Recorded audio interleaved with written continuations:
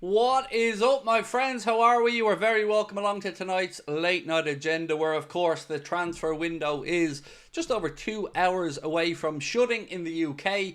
So let's talk about where we're at, what we can maybe expect for the remainder of the season, whether we're disappointed. I just wanted tonight's stream to be about you guys having your say. Everybody knows my thoughts on the transfer window, on the owners, on the lack of spending, but I wanted to give you guys the platform tonight to just come on and say what you think. I've been chatting with people in our Discord all day, and fair to say it's a mixed reaction. Some people are absolutely fine as long as the contracts are extended, and I get it. And I'm not here to say who's right and who's wrong. I'm just here to have a chat and see what the future holds for us. Couple of loan moves that we'll be talking about tonight as well for Liverpool players. Jayden Danns on his way up to Sunderland, which I think is going to be a great move for him. Liverpool turning down offer for Tyler Morton from Middlesbrough as well. We'll talk about that.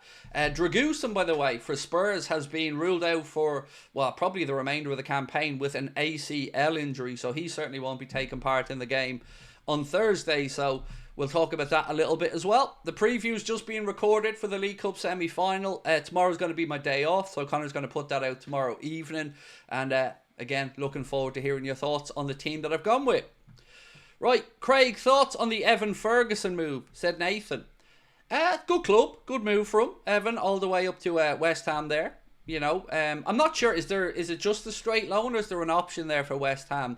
I haven't really kept too much of an eye on it, to be honest with you, other than seeing him in the shirt or holding up the shirt. And look, he needs first team football. He's still developing, he's still a young striker, and obviously from a selfish Irish perspective, I want him doing as good as possible. So yeah, I think it's an interesting move for him.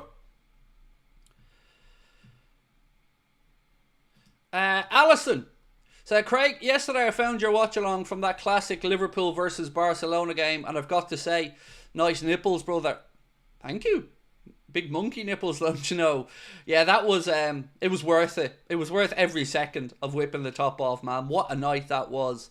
If there's one evening I could relive, that's probably going to be it, to be honest. And look, I find myself going back to give it a little watch every now and again, if I'm being honest with you.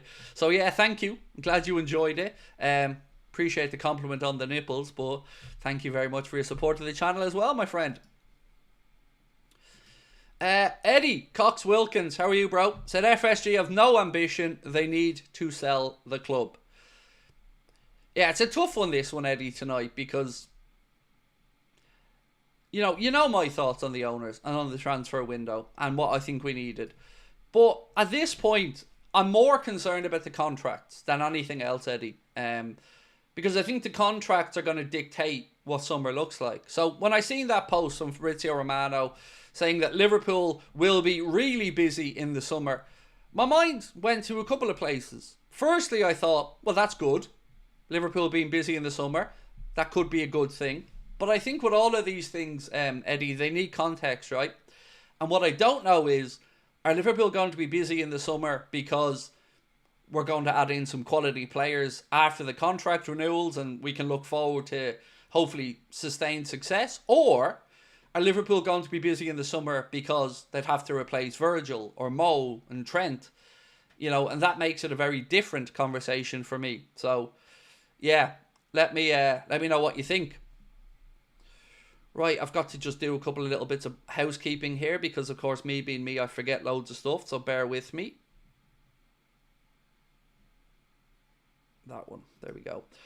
Right, so ladies and gentlemen, we do have to pay the bills, as Connor's just reminded me, and we are being brought to you tonight with thanks to our friends at Surfshark. So will you all have a little think about whether you think it's going to be a big summer with additions to the players that we hope stay, or whether it's going to be a big summer without those additions? I'll be back in 83 quick seconds and we'll talk about it. This video is sponsored by Surfshark, the best VPN on the market. Surfshark is an app or browser extension that allows you to change your location to access websites in other countries and keep you safe and secure from hackers. Using Surfshark, we here in Ireland can access other countries' Netflix libraries or other streaming platforms like DAZN in Spain for all those important Premier League games. Surfshark keeps you safe and private by protecting everything you do online.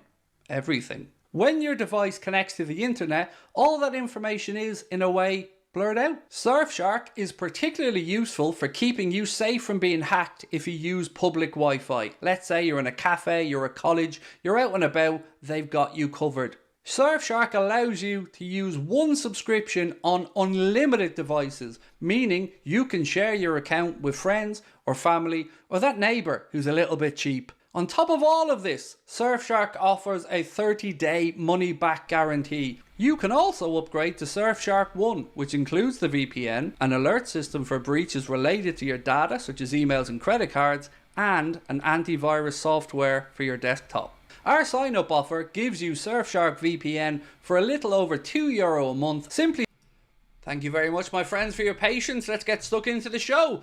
David said, come the summer, we'll be looking for bargains. And do you know what, man? I don't know. I really don't know what to expect anymore. You know, some people are able to differentiate, right, between the here and now and the summer. And some people just want to sort out this season, win some trophies and go from there. I'm kind of torn, to be honest with you, because I don't really have the faith in the club's ownership. But I do want to know what's going on with the contracts. And I think, for me, that'll give me a bit more calmness, because the contracts are important. And I can't see a time that, if these boys move, that will be competitive next season. And I mean really competitive at the very top of the Premier League. Because to try to replace Mo or Virgil, you could probably do it with Trent just about and get away with it. But yeah, I'm concerned, but I'm open to being wrong, as I've always said. I don't want to come on tonight and shout and scream or anything like that, because we've been there, we've done it, and ultimately here we are now at the end of the window. And what we just know for certain is, look, we're in great positions in the league. We're in great position in the Champions League. We've got a League Cup semi-final to look forward to. So there is still plenty to play for this season. But it's been another disappointment, to be honest with you. It's been 2 windows in a row now where the club have made money or not spent money. And it's frustrating. And I know we brought in Chiesa and Mamardashvili, but they haven't really been first team players for this season that have impacted. Mamardashvili, of course, is still at Valencia. So, yeah, I'm trying to put on a brave face, but inside, I'm frustrated. But you know that. Right, let's get to some more comments. Eddie says, I don't believe we'll have a big summer. Again, for me, Eddie, it's not just a matter of whether it'll be a big summer or not. Because it's a matter of, will it be a big summer with the renewals? I think everything builds off the renewals for me. Because if we renew Mo and Virgil for a couple of seasons, then I think we can properly succession plan. And it gives us the time to do it with the new, I guess, team that has been put together with Edwards and Hughes and obviously a new coach. And it gives us more time. If we have to try and do that in the summer, that worries me. So that's why I keep coming back to the contract renewals. And Nessie, how are you, my friend? Said, from all the statements given by the club and journalists this transfer window, I have no hope for summer transfers. It will be just the same as before. Look, it's hard to push back when we can only go off what we're seeing. And what we're seeing is us sitting on our hands. And, you know, I'm not saying that's right or wrong. But I like you, Nessie, and many others, I find it hard to be given the benefit of the doubt to the summer. Contracts for me right now is where my head's at.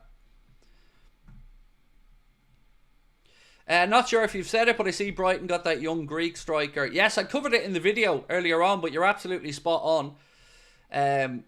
They announced that one earlier on. Where is it? 1 second. Yeah, here we go. Brighton and Hove Albion said, we're delighted to confirm the signing of Stefanos Tsimas from Bundesliga 2 side FC Nuremberg. The 19-year-old has signed a contract that runs until June 2030, but he'll remain in Germany until the end of the season, and then he'll come over and join Brighton. So yeah, that's one name that certainly we've been linked a little bit with that has moved on to Brighton, so that one ain't going to be happening. Spurs have agreed a deal for young Liverpool centre-back Luca Fernal-Gil. That's just been sent to us as well. So keep an eye on that one. Thank you, Mark. And credit Anfield Sector for posting that. They said Tottenham have agreed a deal to sign young Liverpool centre-half Luca Fernal-Gil. There you go. Don't know too much about the youngster, to be honest with you, but Spurs are in need of defender, so I don't know if he's ready to go into Spurs' first team or how far off first team football he is. But again, credit Anfield sector for that one, and thank you, Mark, for sending it on. Aryan said war chest will go at the new yacht of John W. Henry. I mean, look, I guess the first poll question of the night then is, do you trust a big summer ahead?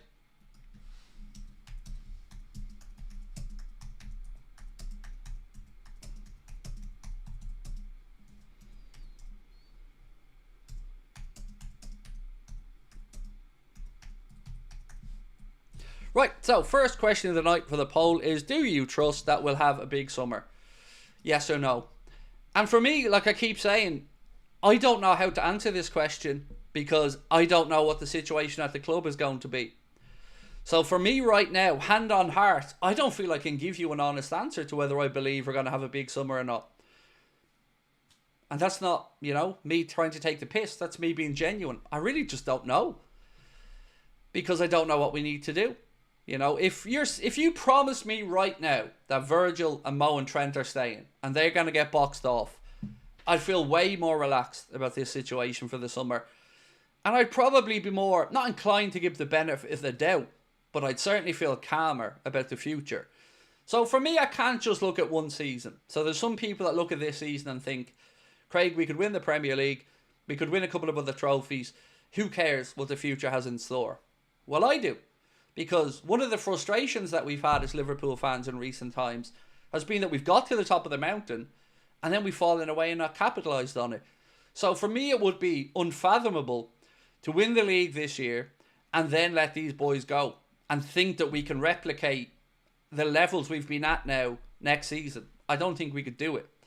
But if you sign the contracts and get them done, then you've got succession planning time, like I've said, and that would make me a lot calmer.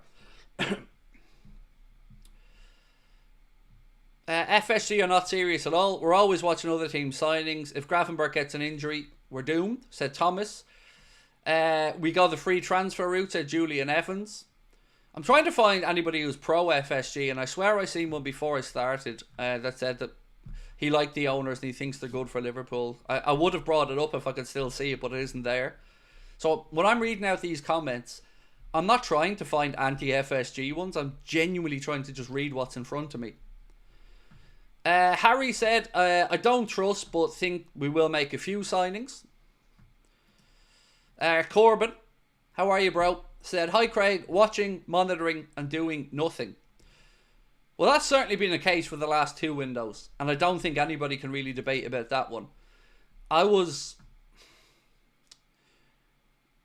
won't say I was okay with the summer business, but at least I could understand it. I could understand the new manager. I could understand a new sporting director and people needing to get their feet under the table. I didn't agree with it. I wanted a signing or two, but I could understand it.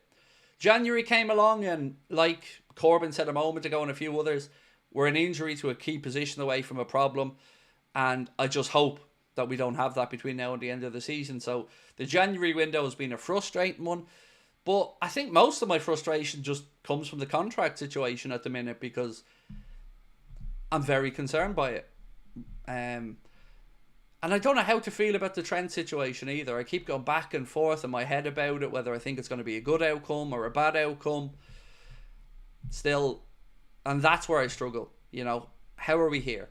How are we still not sorted out? So July, August, September, October, November, January, and now we're into February. So what has Richard Hughes done regarding these contracts over the last 6.5 months?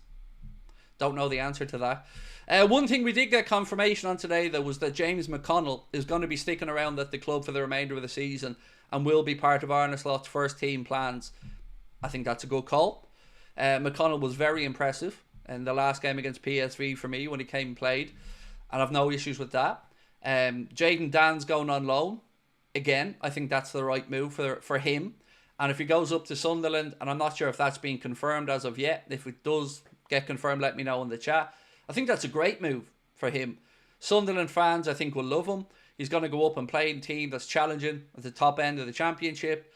And I think it will give us a good indication of his level and hopefully fill him full of confidence if he can bag a few goals in there. Also got confirmation that Craig Houlden to Portsmouth on loan, as we mentioned, for the remainder of the season as well. I know a lot of people keep asking me about this hoodie, and I love that you love it, by the way, thank you. But it's Threads for Reds I bought it from, and I have it a couple of years, so I don't know if it's still available or not.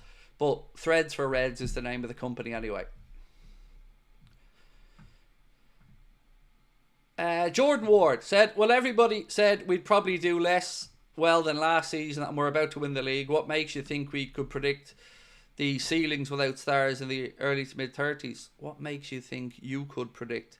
So, Jordan, I don't understand how you end up having a go at me here, mate. I've not done anything to you this evening, bro, except come in and have a conversation. So what makes me think I could predict it? I didn't say I could. I said I'd be concerned if we don't get the contract sorted out. And you're right, nobody predicted us to do this well in the league. Not even our own club. Not even any of the professional pundits or media. And that's a credit to Arne Slot and the team. And nobody's complaining about what we're seeing on the pitch. But we do have to be mindful that Manchester City today getting another big deal over the line to bring in a midfielder. They've brought in another defender. They've brought in another attacker. And they're not sitting on their hands. They're going to be strengthened again in the summer. So my fear is that I don't want this to become a once-off season for Liverpool to do well because somebody else fell away, and then we don't build on that or capitalise on it. And then we have another couple of seasons where we're in and around 2nd, 3rd, 4th. I want us to have an era. I want this to be the Arne Slot time. I want Liverpool to win 3 Premier Leagues in a row. And to do that, I think we have to succession plan properly and not just try to do it all in a window. That's just my take on it, though. Craig, you make me laugh with that cheeky grin. Thank you. I do it a lot of the time because I can't tell if people can tell if I'm being sarcastic or not occasionally. So I try to throw a cheeky grin in every now and again to show you that I'm on a wind up.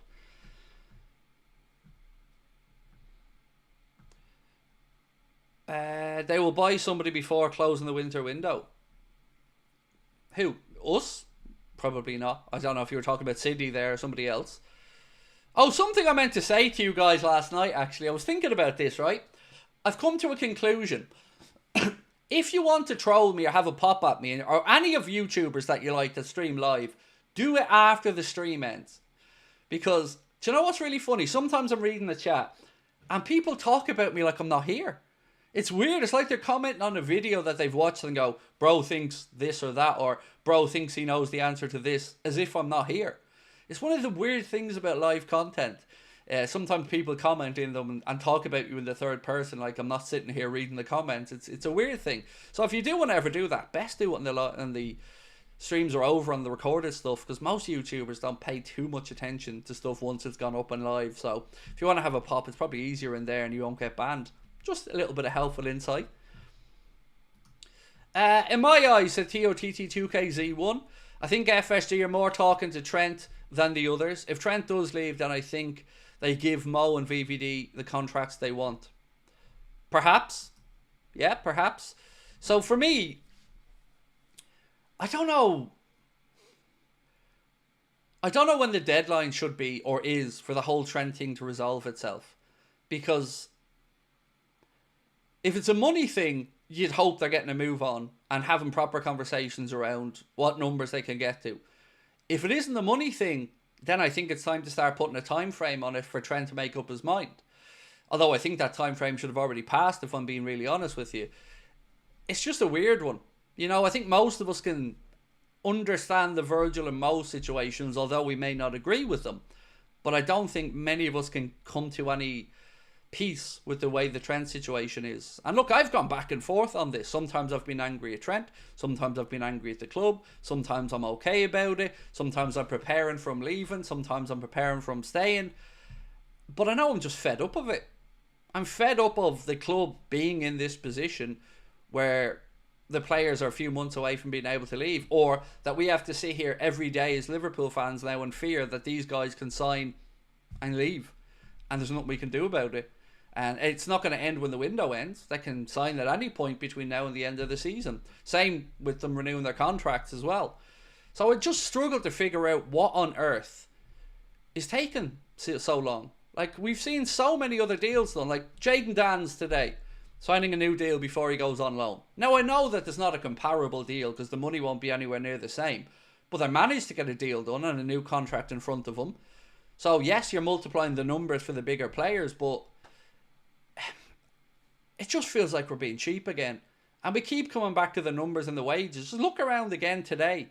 Spurs doing business, Villa doing business, everybody out there doing business, trying to freshen up, bringing in players on high. Like, Villa are bringing in Rashford and paying the majority of his wages. I think it's about 75%. So how can they do that? But we always have to cry poor mouth about extensions. Oh, the money be tied up in extensions. Well, we didn't do any business. And we haven't really filled up the space from the lads who've left in the wage department. So the whole thing confuses me. Lucas, thank you so much, mate, for your super chat. Said, in my mind, all three are leaving. Everybody thought VVD would be easy to get done. 6 months later, nothing. It's become embarrassing for the club. So, I agree it's becoming embarrassing.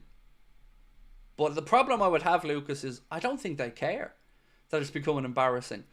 Because there's clearly some type of strategy going on here. Whether we agree with it or not, I guess, is another conversation. But there's clearly a strategy. And it seems to be brinksmanship. Who blinks first? Who gives up first? It's a dangerous strategy, especially if you're talking about saving a few £1,000,000 for a club that's raking in cash. So I agree with you, mate, that it's embarrassing. I just don't know if they care that it's embarrassing.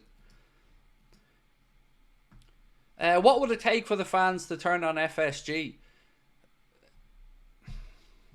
Don't know.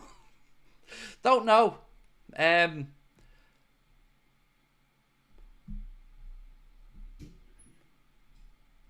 I would imagine the contract situation is one potential turning point. But then again, there's been times before where I've thought, well, finally we're going to get some traction here and people will see how cheap they are. But they keep bluffing their way through window after window, and the loyal FSG mob are still happy. And look, I also understand that it's very easy to be happy and just look at where we are in the league and think everything's great. But we've been here before, and it's about building for the future. And that's where my concerns are. I don't really have too many concerns about this season because, you know, we're in a good place and I think it'll end well. So that's okay. And Arnold's got a pretty healthy squad at this point, other than one or two little niggles. I think we're good. We don't know what the trend situation is yet, but I don't want one season and to fall away again. I genuinely want Liverpool to win 2 or 3 in a row and have a proper era of dominance, which I think we can do if we renew the contract and bring in 2 or 3 top-notch players in the summer. But if you don't renew the contracts, I really don't have much faith that we're going to see a successful time for the next few years. And I get it as well. Players get older. They can't stay forever. But we see the levels they're performing at still. So I don't see the risk of going 2 to 3 years. 2 years with an add-on or an option for the club. Right, a couple more super chats to get through. Who's this one from? Mike. How are you, Mike? Thank you. I'm beginning to think Virgil and Mo have signed already. Just waiting to see what Trent is going to do. FSG can't be this stupid, in my opinion. So, can I ask a very honest question? And Robbie Fowler kind of, I think, alluded to something similar, Mike. What's the benefit of not announcing it? Like, people talk about it putting pressure on Trent like it's a bad thing. Surely, from the club's perspective and from our perspective, if in this theory the other two gents have already signed, good, announce it and let that pressure go on Trent's shoulders. You know? I don't see the downside of that. You know, if he's not happy and he wants to move on, that's up to him.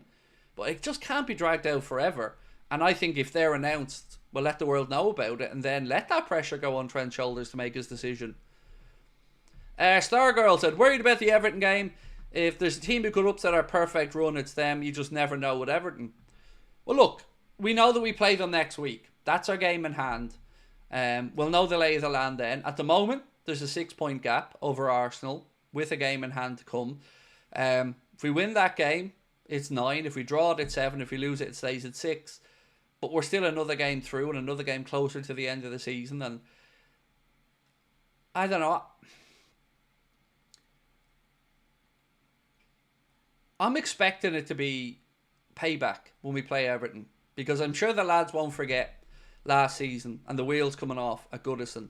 And I know that it's going to be intense scrutiny and the Everton players are going to play their hearts out. But I think if we can weather the storm, first 10 or 15, match them for intensity, I think our class will tell over the course of the 90. But, you know, if we win that game, then I think Arsenal are under too much pressure. So, yeah, it feels like a huge game. You're right. Fabrizio gonna lose credibility soon, said Danny Bico. And Danny, thank you, my man, for being with us for 16 months.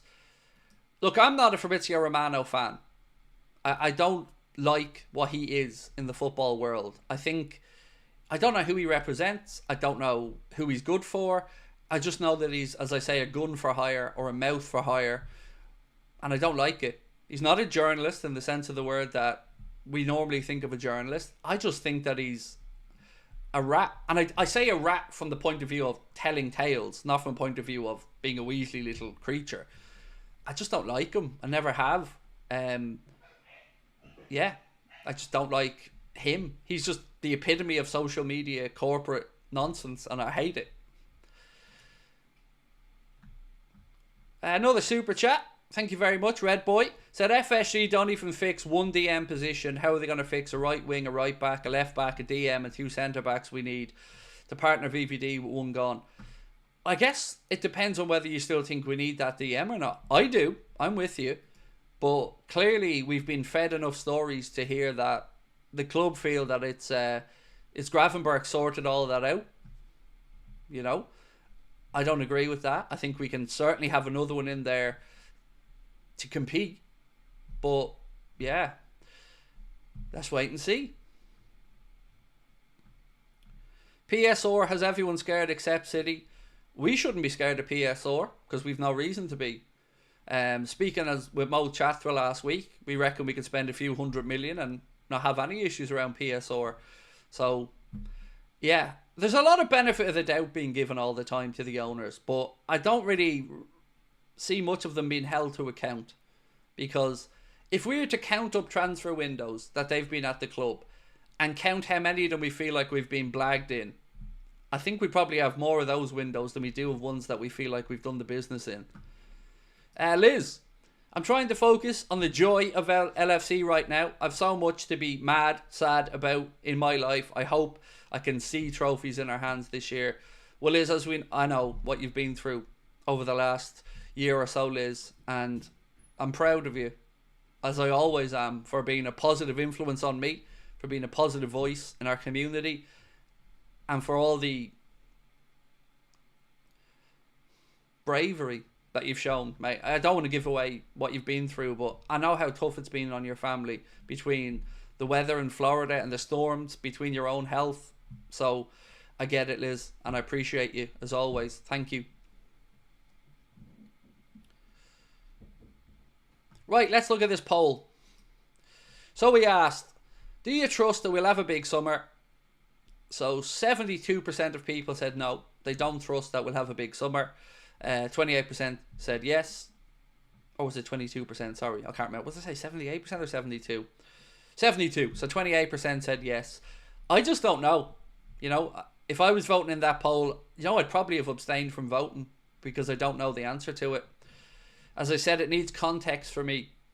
Because a big summer having to replace lads, that's not good enough. But a big summer adding in quality, that I can get on board with if the boys stay.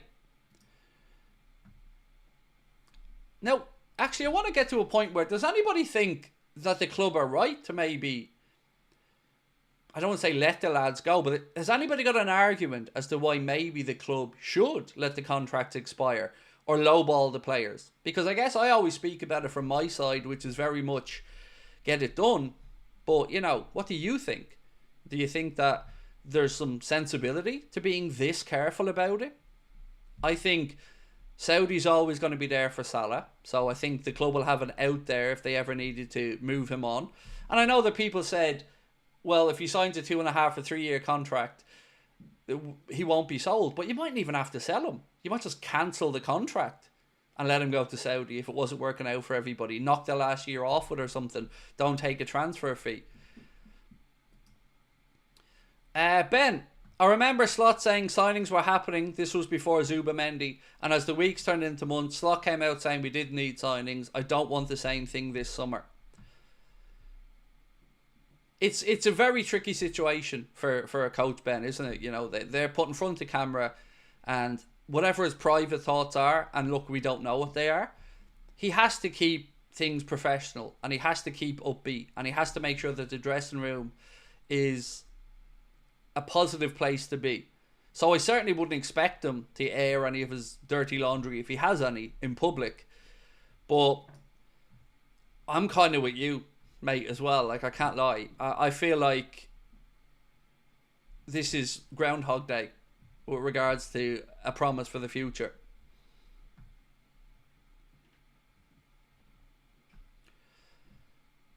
If the lads want to stay, give them the contract. If they don't, run it down. Well, we know that Mo and Virgil want to stay. Because let's be frank, if they wanted out, they could have signed something very quickly to get the money they're looking for to leave. You know, I know of interest in Virgil from the likes of Borussia Dortmund and a few other clubs. We know about Saudi and Mohamed Salah. We know that Paris Saint-Germain would probably welcome Mohamed Salah as well. So I think they want to stay. But Trent, I don't know. You know, we've seen some things that think it's a money issue with Trent. And I hope that's the case, because that, I think, would be easier to solve than maybe him having his head turned.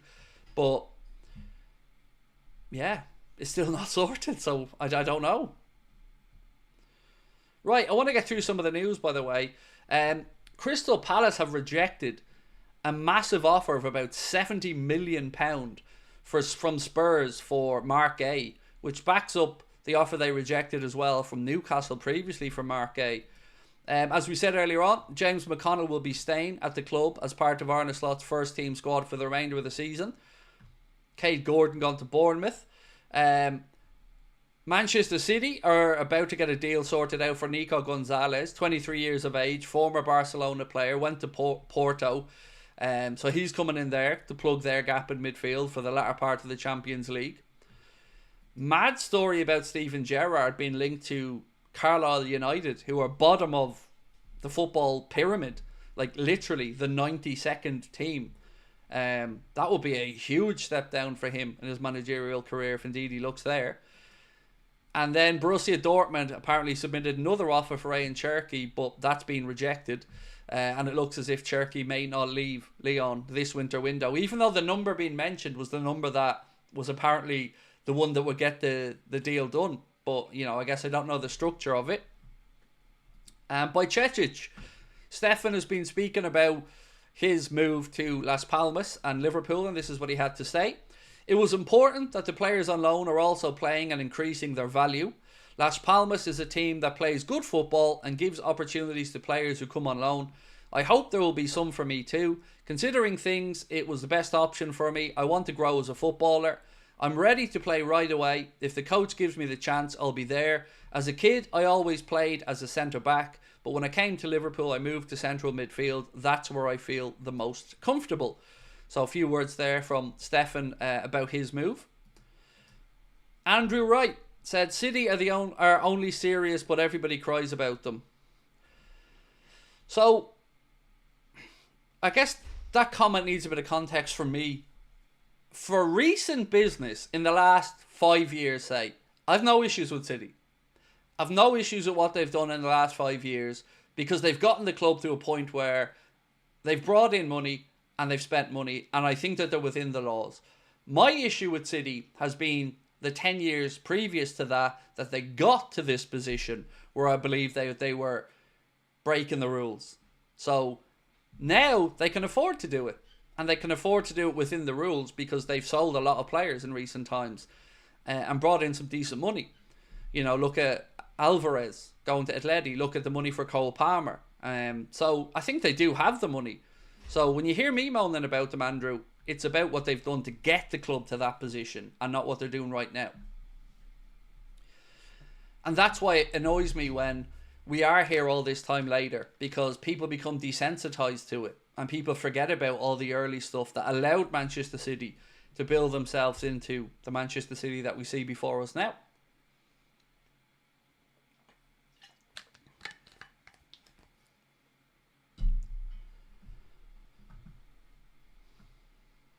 Did you see the journalist in the press conference of Ajax asking Hendo silly questions? I don't think they were silly questions. I think Hendo was being a bit of a dick, to be honest with you.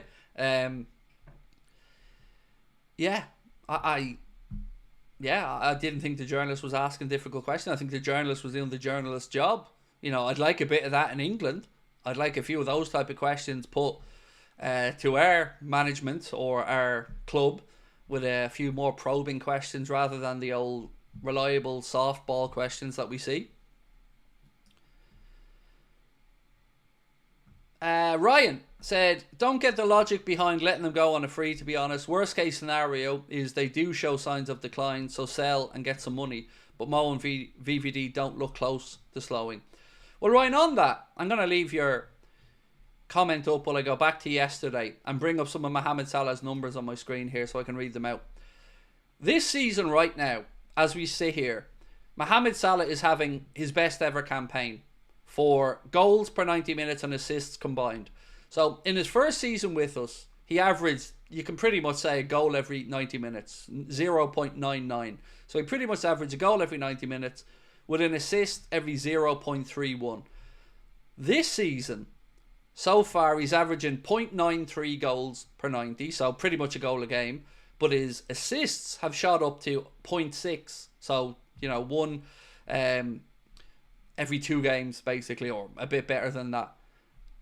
So he's not dropping off, you're right. 21 goals, 13 assists in the Premier League, a goal every game, pretty much, or every 90 minutes, and an assist every 0.6 of 90 minutes. Or, excuse me, 0.6 of an assist every 90 minutes. So his numbers are as good as they've ever been. So I agree with you. But, you know, if they do move in the future, if they do move away in the future, or the numbers drop, yeah, move them on. So that's why I don't understand this reluctance to pay the money. This feels like a very Michael Edwards driven conversation about the money to me. Because we've always known that one of the, I guess, downsides for us about Michael Edwards is that he doesn't like giving out these deals to players in their 30s. There was a lot of talk to him and Jurgen butted heads about this in the past over the likes of James Milner and Jordan Henderson. So, yeah, I think he has a number that he thinks there's value in. And so far, that number hasn't been one that is acceptable to the players.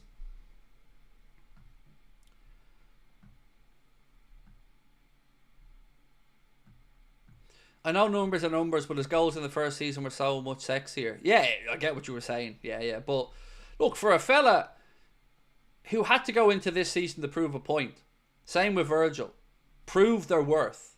And not what they were worth in the past, what they're worth right now. I think we can say they've both done it and are both doing it. So whatever the club thinks about the future, in the here and now, they're still putting in great performances.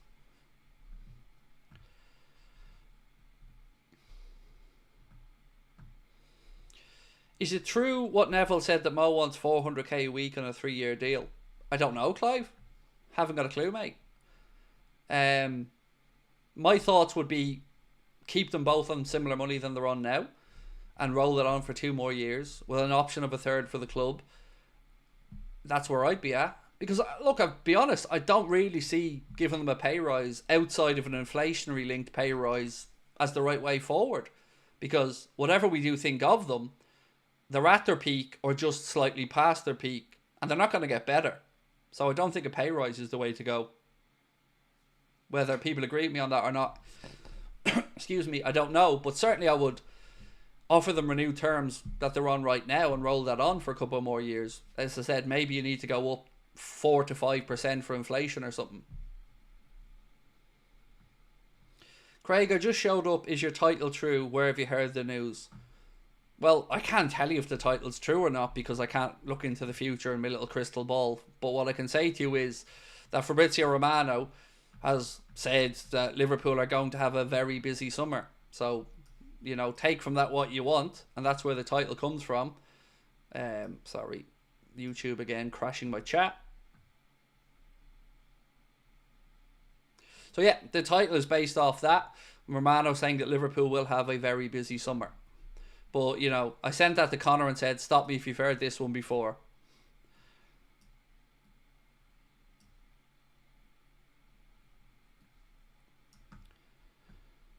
Can't see it happening, said Jordan.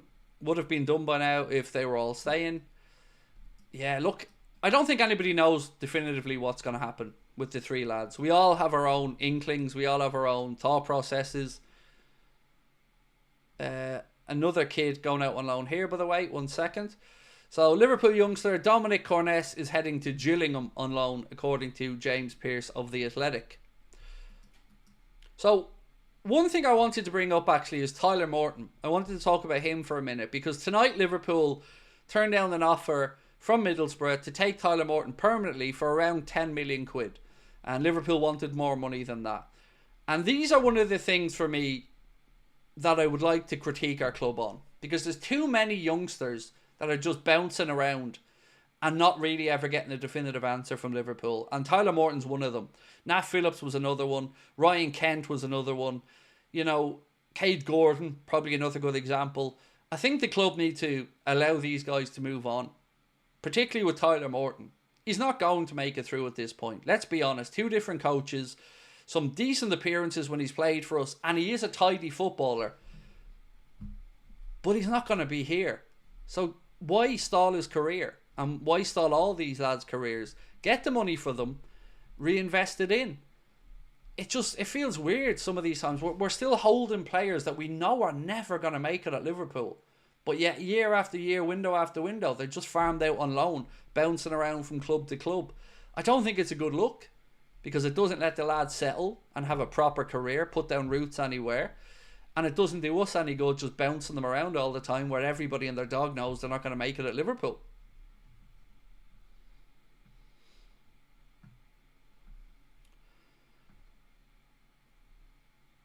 What's this one? I can see announcements tonight that Salah and Virgil renew contracts, just a feeling.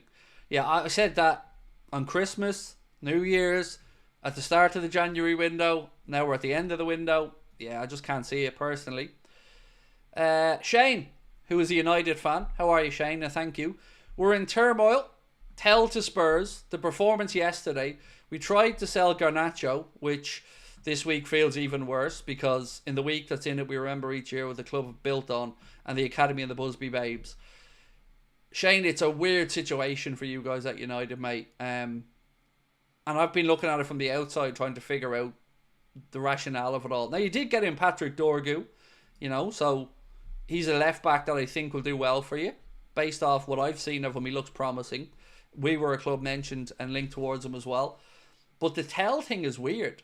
And I also don't believe some of the shit United are putting out either about them being happy with the business they've done and everything. It's weird, man. And the Rashford situation's weird. And you're right, trying to sell Garnacho, and even Mainu at one point was being mentioned as possibly for sale. And then you've got the fixtures and the results under Ruben Amorim.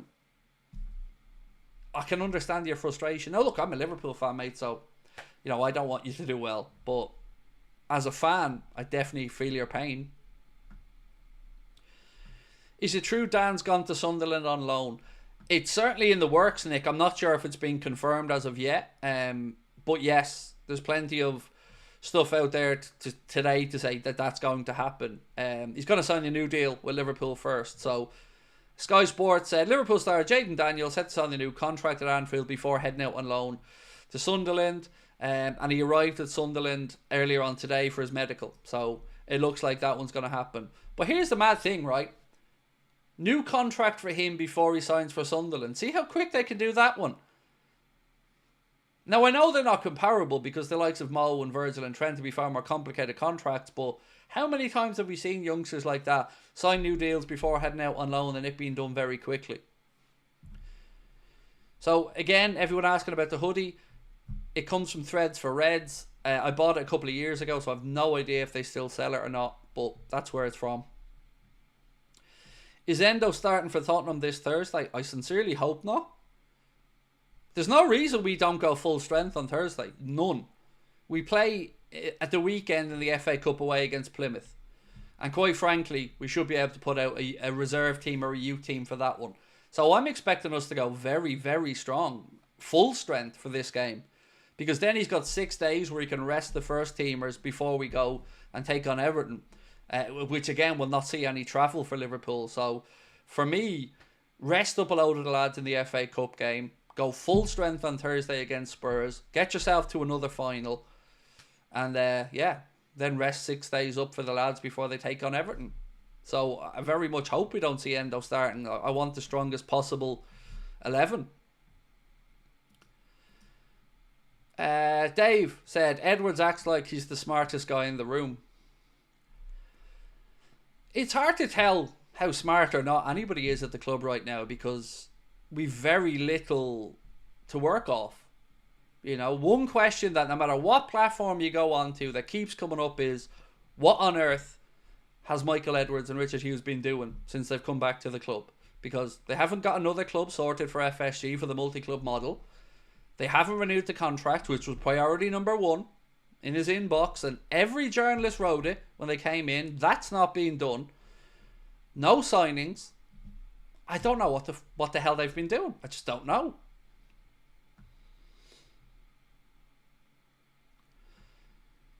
Concerned that Mamardashvili is not as good as people think. Conceded 7 the other week against Barcelona. Do you want me to remind you how many Alisson conceded for Roma against us? Doesn't stop him being the best goalkeeper in the world.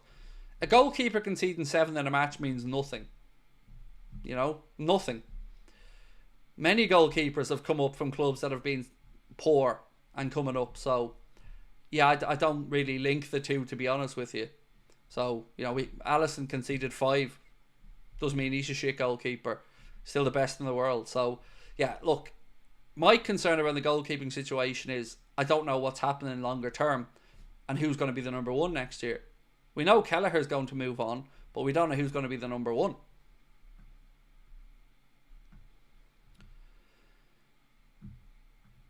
Craig, this could be the summer. Endo or Elliott sold, Kelleher sold, Núñez sold, Zubamendi bought, Isak bought, a left back bought. I would absolutely fall off my chair if Liverpool bought Alexander Isak, especially at the price Newcastle have been asking, which is in excess of £120 million.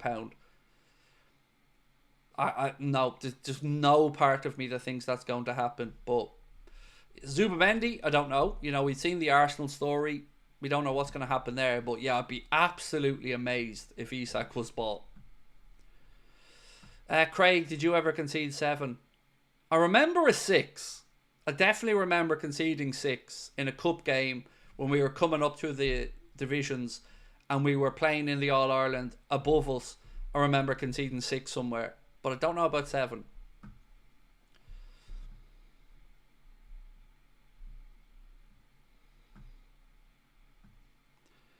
Can you see Alisson sticking around if all 3 go?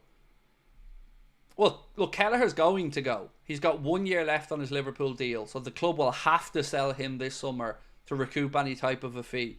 Don't know what's going on with Yaros. Haven't got a clue. But yeah, it'd be nice to get some clarity, wouldn't it, on what's happening with Alisson and Mamardashvili. You know, is Alisson going to be the number 1 and Mamardashvili challenges him? Are they going to split the competitions? Or is Mamardashvili coming in and Alisson's departing? I haven't got a clue. I don't think anybody has.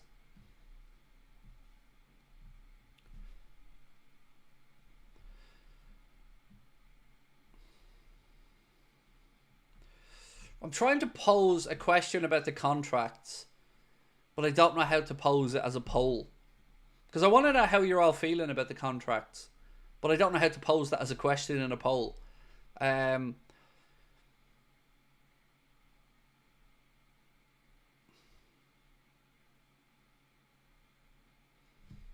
Right.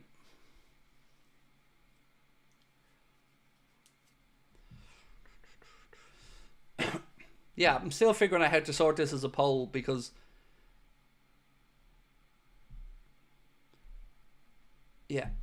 Sorry, stick with me on this one. I'm going to try and figure it out in my head. Thoughts on Villa's business? Seems a bit FIFA-like. It seems a bit scattergun, to be honest with you. The Sassy thing on loan, I don't really think much of. Daniel Malin, I'm kind of unsure of. What is he? Selling John Duran. Look, it's good money that they got in, but it does feel a bit... It feels like them and Chelsea are almost pally-pally and are doing stuff with each other behind the scenes or something. There's some very weird bits of business going on with Villa.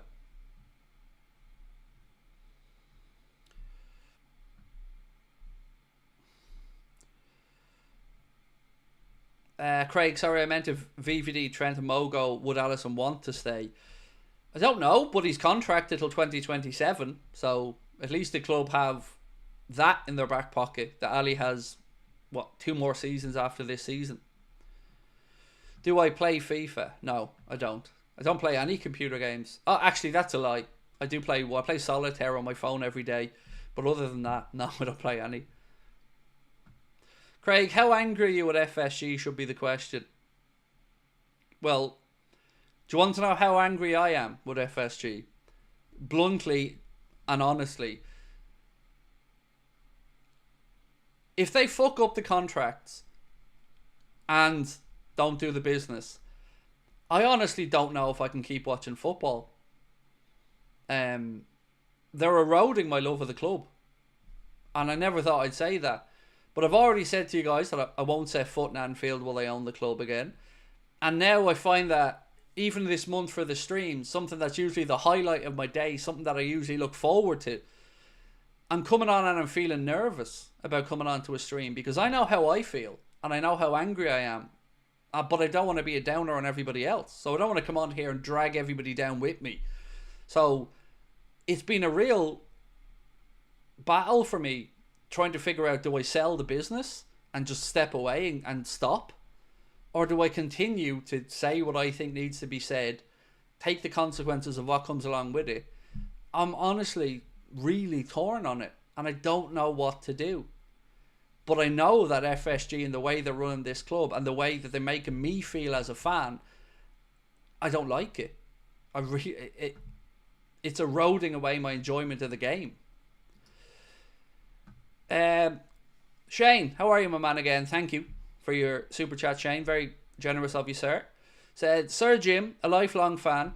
I don't believe it. Putting Garnacho for sale, it made me sick. We don't sell youngsters. He should know that. As I said, Thursday is the anniversary of Munich, which makes the idea worse. I don't understand what he's trying to do there either, Shane, to be honest with you. Like, he's come in and it felt like United fans had the offer from Qatar and Jassim, which was loads of money, debt wiped off, grand. And then there was Sir Jim, who was coming in to do it in the right way as a lifelong fan. And it feels like all he's done is come in and slashed costs and pissed off everyone. Talked about rising ticket prices, removing bonuses for stewards and Christmas bonuses for some of the staff, replacing it with lesser ones.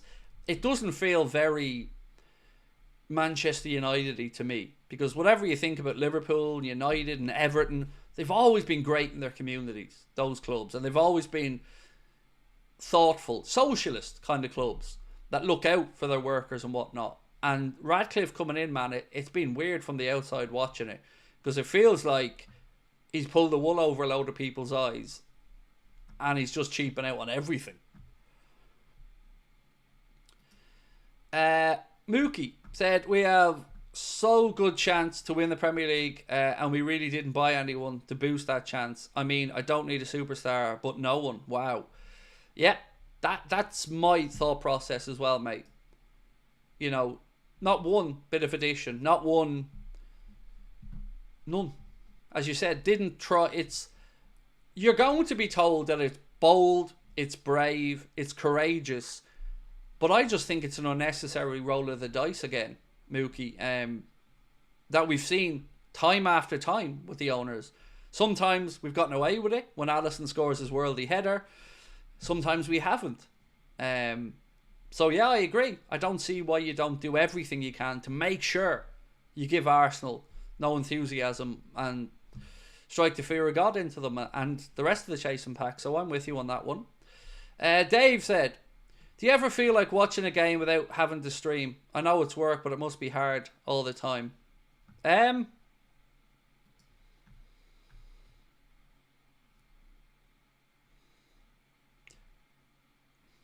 find it very hard to stream for the likes of this FA Cup game against Plymouth, as an example.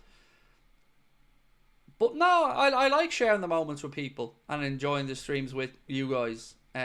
Because I'm going to be reacting in the same way, only with probably a lot more swearing, Dave, if I'm watching it on my own. And it's become a hobby, or not a hobby, a routine for me, being here with everyone on a match day and sharing it. So no, I don't really mind it. I enjoy it. The only time I struggle is when I'm either getting trolled a lot and, you know, my confidence takes a hit, or my opinion on the owners divides opinion and it causes a rift. And I hate to see that as well. I hate to think of myself as a problem within a fan base that I only want the best for. So that's what I struggle with the most, Dave. Ineos waste millions while trying to save thousands. Absolutely broken ownership, said Cedar Stuff. Especially when you see the downfall after the Ibu injury. Centre-back was absolutely needed as backup, so I'm afraid we'll lose either Ibu or VVD to injury.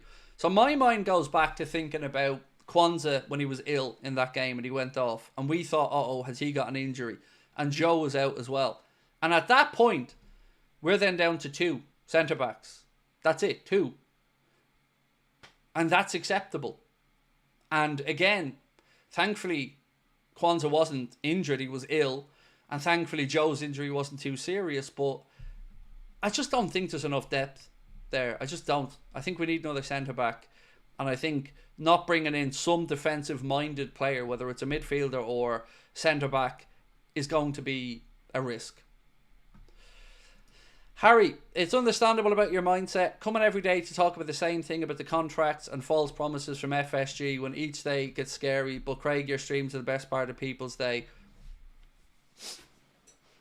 You're going to make me emotional here, bro.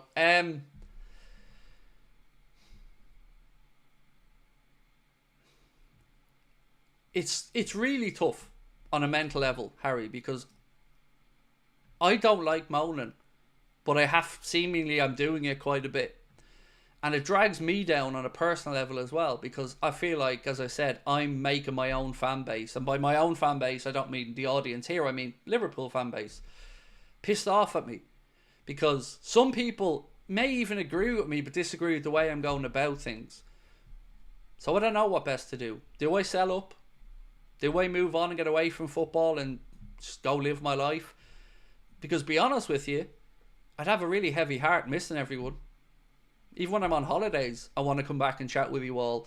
Because I as cringy as it sounds, I feel like I've built up a connection with a lot of you guys over the years that I may not ever meet you in real life, but I enjoy reading about your days and what your families are going through and the good stuff, the bad stuff, the births, the marriages. It keeps me connected to the outside world, and I'm a kind of what would I describe myself as? A bit of a hermit. I don't socialise much. I don't go outside much. My family are the world to me, and that's it. Outside of my own family, I don't care if I never, go out there and interact with people on a day to day. So man, I love being here with you guys, but I don't want to be a bad apple or influence. And the way I've been rinsed over the years by journalists again looking down their noses at us and stuff, I don't want to be that problem.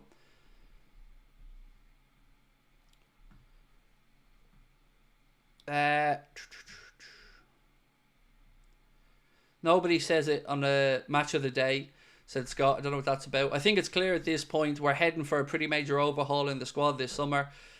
It's the only explanation for the lack of transparency, as you can't voice that plan mid-season. Yeah, but you could be right. And if I'm being really honest, I think you probably are right. Because I can't think of any other reason the contracts aren't getting renewed. So, in my mind, Michael Edwards has 3, 4, 5 players up his sleeve that he thinks can come in and replace everybody. But the question is, how long will that take to come to fruition? Because I have to say, I do trust Michael Edwards' ability to pick a player. And Hughes. I trust their ability to spot it. But I just don't want us to go through another rebuild. I want us to keep the boys and then have 2 years to plan for it. So here's a good example, right? You've seen players get bought in January, and sometimes the thought process there, like the young left back that came in at Bournemouth, Julio Soler, sometimes the thought process is to bed them in. So if you lose the other left back in the summer, he's ready to go. That's what I'm talking about with the contract extensions for Virgil and Mo. I'm well aware that they have to move on at some point, but we haven't succession planned for them properly because we haven't seen the succession. We haven't seen what these guys are like. We haven't seen if they can come in and automatically get to the level, because we know we're not going to go out there and buy Real Madrid centre backs or Bayern Munich centre backs. We're going to buy young, hungry players that will probably be at the club for 6, 7, 8 years. But I don't want 2, 3 years chasing them to get to the level. That pisses me off, because it's, again, a little bit of success and then we go backwards to try and build forwards again. So that's why I'm concerned. I want us to build on what we have now, and when these players are ready in a year and a half, 2 years' time, and they're up to speed, then ease them in.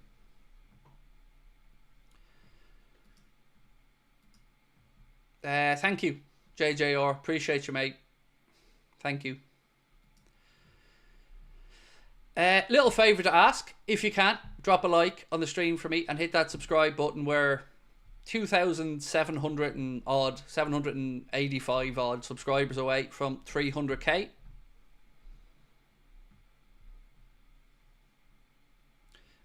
Just like after we won the league and did 0 in the transfer market for a couple of windows and fell out of the Champions League. Exactly. I don't want that again. I want us to win the league to this season, next season, and I don't want to be hearing about Manchester City being favourites to come in to win the Prem again next season. And I don't want to hear about Arsenal maybe being the ones challenging them. I want our football club to be thought of as the club, the best in England, and that's going to be there for a few years to come. Because yes, success is cyclical and you'll never stay at the top forever. But we've only had a little taste and then we fall away again.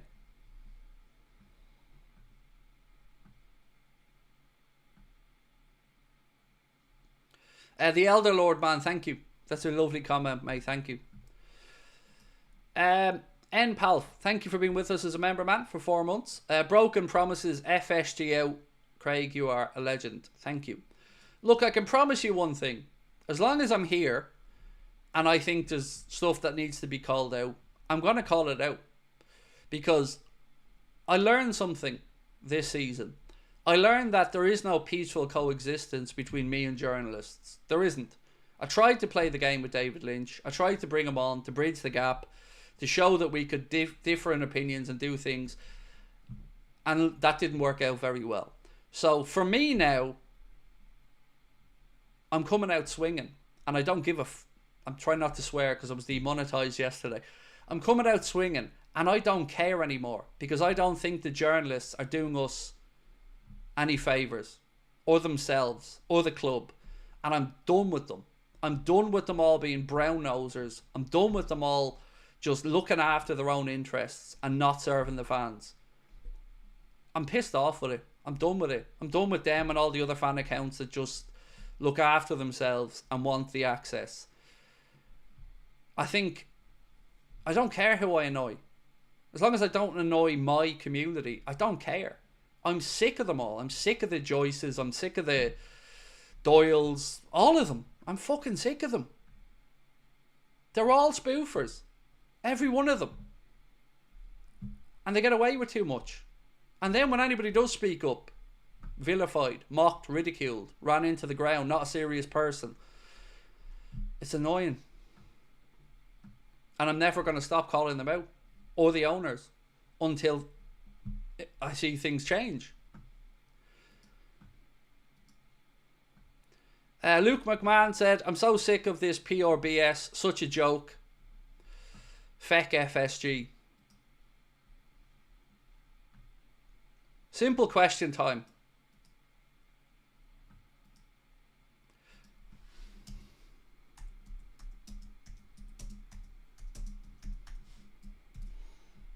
One second.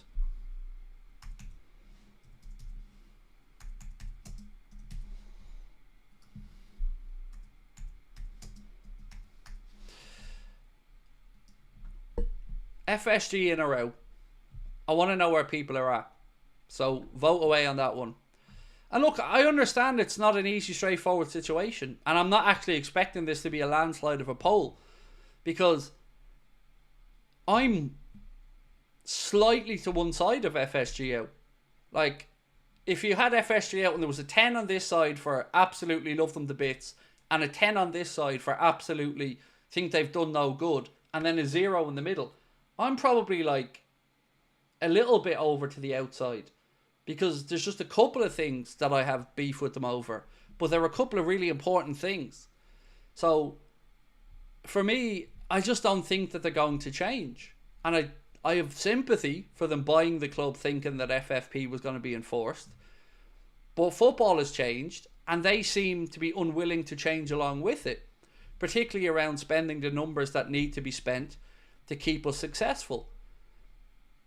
And that's a big thing for me. The Super League is my other thing, but I can't change that. They can't change that. It's been, it's happened, it's done, it's passed.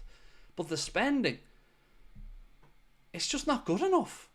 And the manipulation of fans is bullshit. You know, we're so browbeaten to accept cheapness that if we ask or have any type of aspirations, we're ridiculed and mocked for it. For wanting one of the biggest clubs in the world to act like one of the biggest clubs in the world? I don't understand how some people think that that's a bad thing. Or that they live off some mad dream in their head that Liverpool in the good old days didn't used to spend money. That's also horseshit. Liverpool have broken transfer records in the past. It's weird. And I don't care about John W. Henry or Tom Werner or Mike Gordon. Because they're not going to give a damn about you or I when they sell up the club and take their billions and sail off into the sun.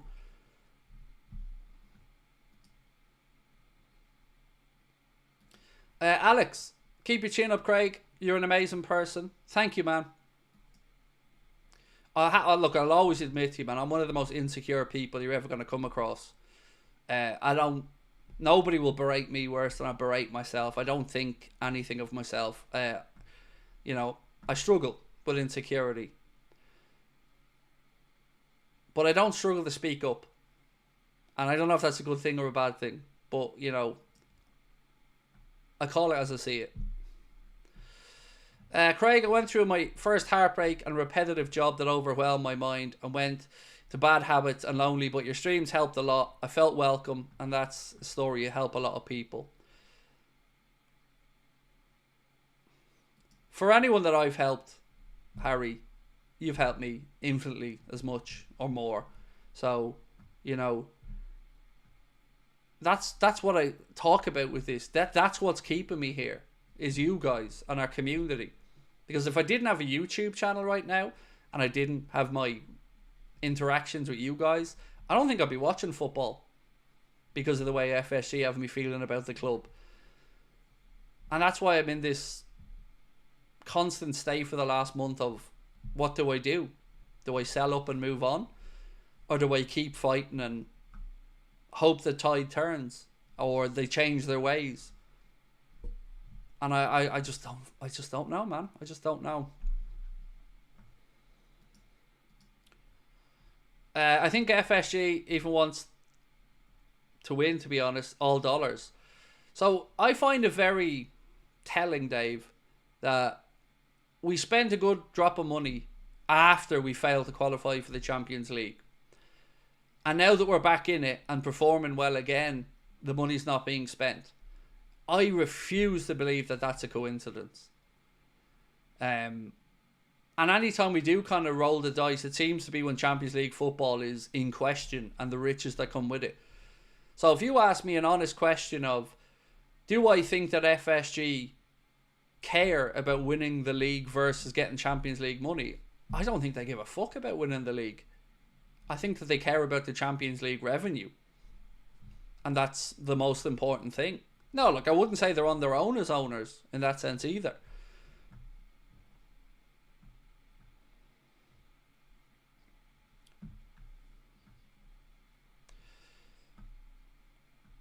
FSG model doesn't fit with a big club, especially not in the English game anyway. They've taken us as far as they can, said Ash. And that's cool as well, if they acknowledge that.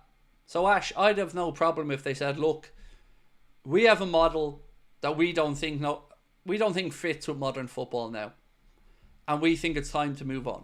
I think most Liverpool fans would say, thank you. Best of luck. Because they've done good stuff for us, man. To sit here and say otherwise would be absolutely ridiculous. You look at where Liverpool were when they took over to where we are now, and it's clear as day that they've improved a lot of stuff. Certainly, the look and feel of the club is a very different place. But that's not the end goal for me as a fan, or you. Silverware is the end goal. Bragging rights is the end goal. Being able to take the piss out of your mates relentlessly who support other clubs is the end goal. And I don't think they're owners that are doing everything to get that success. I don't. You look at Todd Bowley and Chelsea, rightly or wrongly, they look like they want to be successful. Manchester City, they, again, want to be successful. Arsenal want to be successful. I don't feel that way about these owners.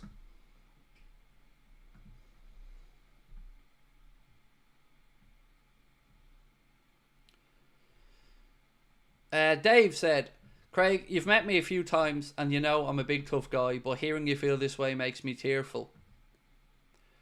Yeah, look, Dave, it's been lovely to meet you. As you said, I know you're a big man as well. You're a big, strong man. But that's how I feel, Dave.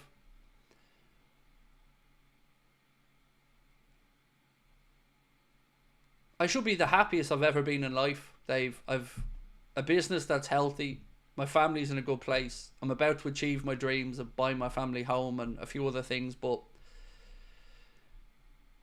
I hate myself. I hate myself because of how I feel about these owners and how I can't let it drop. And I hate thinking that people think bad of me. You know, I wish I could brush off what people thought about me, but I can't. Because I want us all to be happy and enjoy it. And I hate that there's a divide from the ownership of the club, because I love Scousers. I don't want to be talking about top Reds or local fans or any of that stuff, because they're amazing people. But I cannot see how anybody looks at this football club and these owners and doesn't feel they've taken the piss out of all of us. Their own phrase of under promise and over deliver is the biggest load of my arse I've ever heard, and it has not been lived out.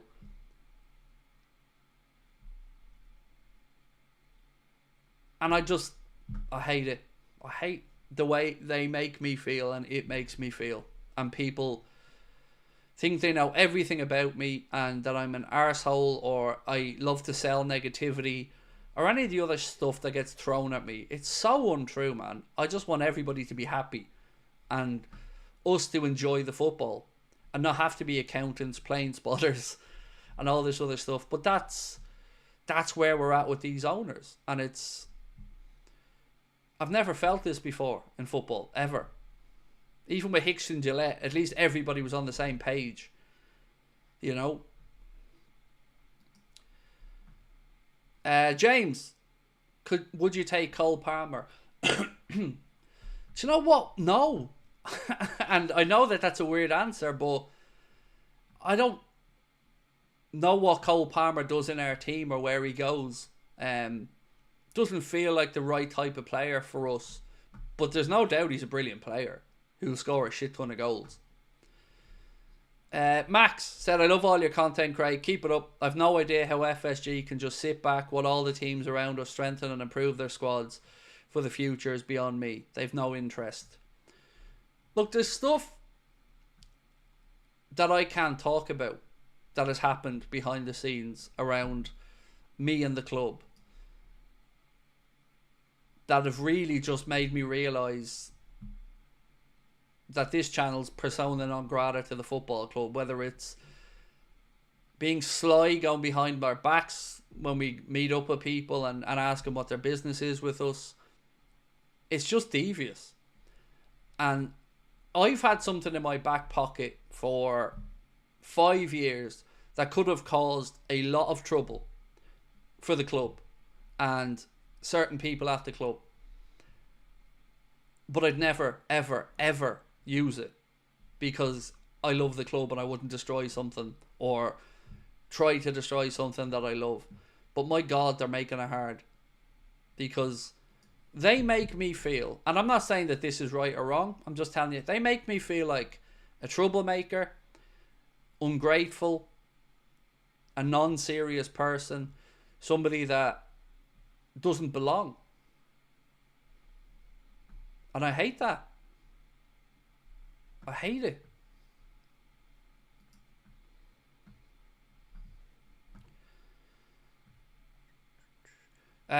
We've another 59 minutes not to sign anyone. Yeah. Window closes 58 minutes now. Phil, you and your streams, mutual love for LFC makes a massive difference to so many. Thanks for what you do. Let's enjoy the title race. Look, I'm very upbeat about the title race. You know, probably too upbeat, to be honest, because in my eyes, I don't see the fuss about Arsenal's win yesterday. I look at the title race and I think that we're both going to drop points between now and the end of the season, but we'll drop less and we'll win the league. That win yesterday for Arsenal was a defining day for them as a football club. Much like when we bet Real Madrid in the Champions League.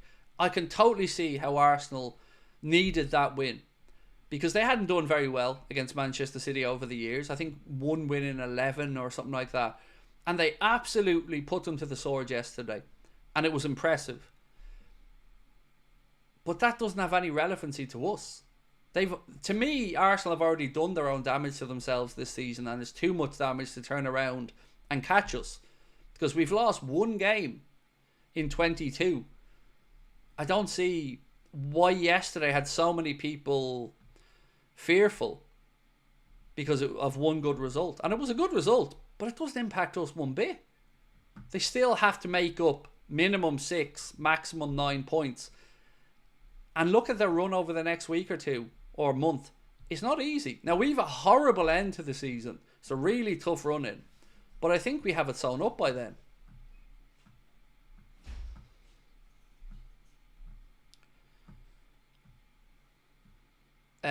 So proud of you, Craig, and what you've built with the team. It's a two-man team.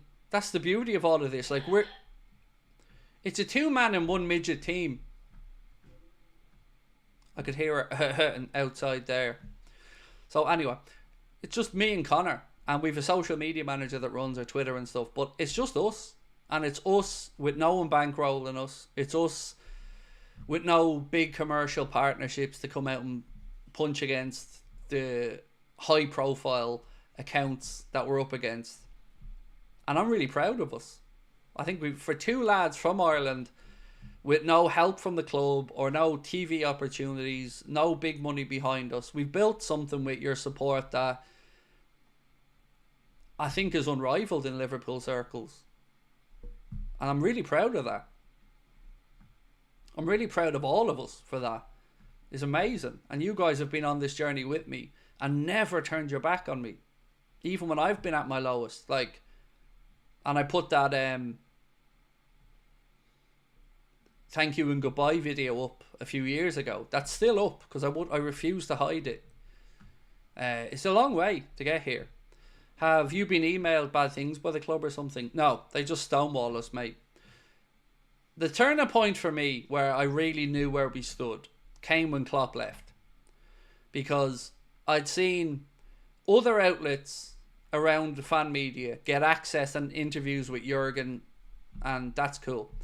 But all me and Connor did was email the club 3 times, a long, heartfelt email asking could we at least buy a couple of tickets to the farewell show to come over and just see that night to say goodbye to Jurgen.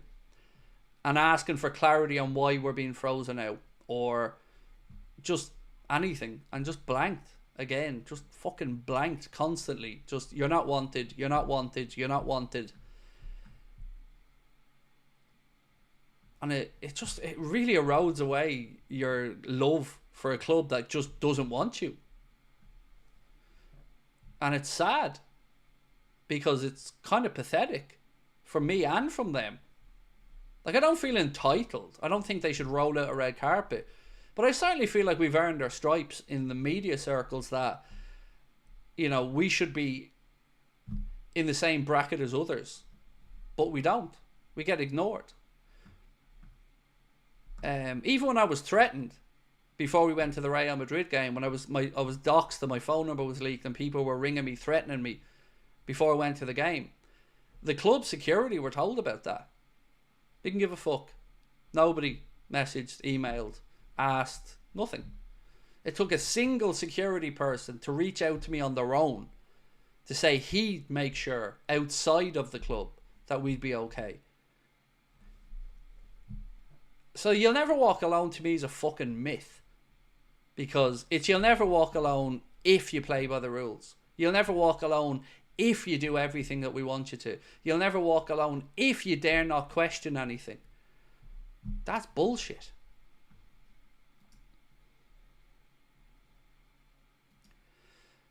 Thank you, Dave. Appreciate you.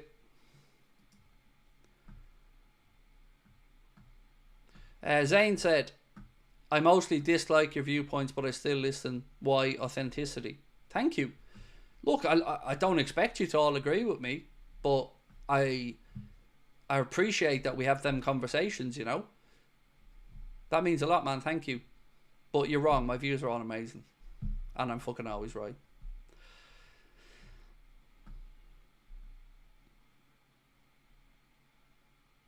Why do you have to ask to buy tickets? Can't you just buy them? No, no, this was for the farewell in the M&S Bank Arena, where it only went on sale to season ticket holders, members, and other things. So you had to apply, and obviously we didn't get tickets. So we just thought, look, do you know what? It's such a big event. Jurgen's meant so much to us and me that, you know, we'll reach out and see if we can't buy a couple of tickets from the club, or, you know, even get a media pass to go in and just be there for Jurgen's big night and farewell. And it sucks, man. That really, really, really stung. He's blanked on that one again, because I love Jurgen Klopp. And to me, he's a god. And whatever anybody else thinks about why we've gotten to the success we had, I see it as him.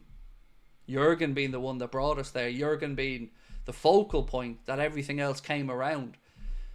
And, you know, the day he announced he was leaving, it felt like a death in my family. Like, it was so weird to see, to think of us without him.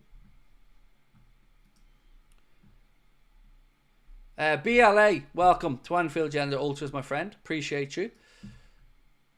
I'm trying to look through my notes to see if there's anything else I've missed that we haven't gone through yet. Oh, yes. So the officials for the game against Spurs on Thursday have been announced. Craig Houlden is going to be the referee. Simon Bennett is his assistant. Dan Robothane, his other assistant. Fourth official, Darren Bond. VAR, Michael Salisbury. And assistant VAR, James Mainwaring. So they're the officials for the League Cup semi-final second leg on Thursday. I'm going to be taking tomorrow off, by the way, except for the preview coming out. So I will see you guys then on Wednesday. But I'm not going anywhere for the minute. I'm staying on. I'm just saying tomorrow is going to be another day off. But I'm buzzing for Thursday. I'm buzzing for that game.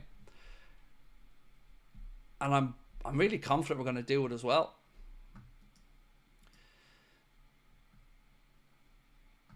Hard to vote yes or no because of fear what's after FSG. Yeah, it's a really fair point, Phil.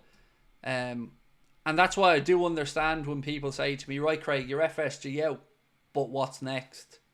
It's a fair point, because we don't know what's next. What we know, if FSG said tomorrow they're selling up, we know everybody will say the right things. Whoever wants to buy the club will come out to try and win hearts and minds, and, oh, we'll do this, we'll deliver that, blah, blah, blah. But it's a fair question, like, and that's what makes it all the more frustrating for me is, they're about 80%, 85% of the way there, FSG.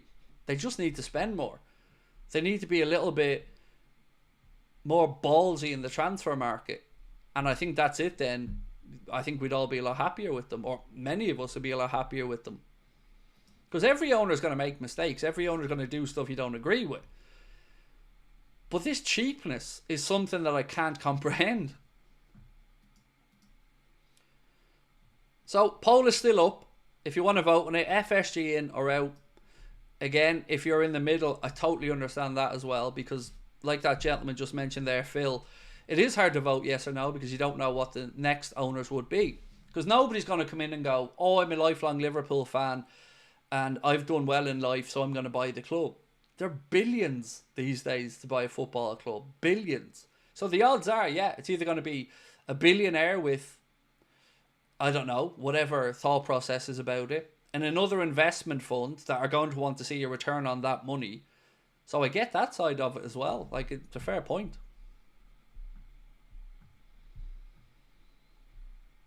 So, to finish up, I want to have a conversation about Trent. We just get this, I will finish off that vote. It's about 79-80% of people said FSG out and about 20-21% said FSG in.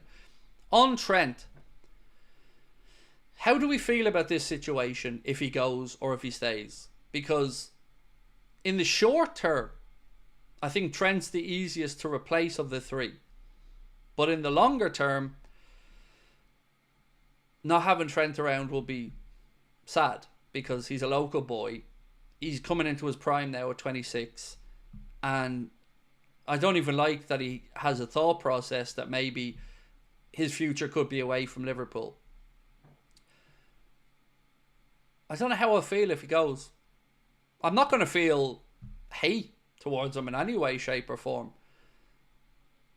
But this situation and the way it's being dragged out by everybody is taking a bit of gloss off the whole thing as well. Because, you know, Trent's been a great player for us when he's been here. And, you know, he's had his ups and downs like any young player, developing some poor spells, some good spells. But it just feels like now the knives are out from a little bit more. You know, people are seeing his performances and not being happy with them and, you know, thinking that it's because it's in his head or he's not good enough. And it all just feels so underhanded to me, the whole situation. Harry Klein said 3 contracts done or 2 main trophies. What's more likely? The trophies, to me, is more likely. Dave said Trent is playing us off against Real Madrid. He's taking the piss. If he's not passionate of his city's club, he must go. But, like, what if they're lowballing Trent? Like, I think he's on about 180, 160, 180 at the minute. So let's say they're offering him 200 grand. I wouldn't take that if I was him. So it's hard to get angry at Trent when we don't know what he's been offered. Where I find problem with Trent is I'd love him to say I want to stay, but the economic side of it has to be right. Because then I think everybody gets on Trent's side and pushes the owners and pushes the club and says, well, what the hell is going on here? But when you don't know, it opens it up to the idea that, well, maybe he is playing us off, or maybe he is humming and hawing about what he wants to do. And that's difficult because nobody wants to think badly about Trent. But we've no idea what's happening.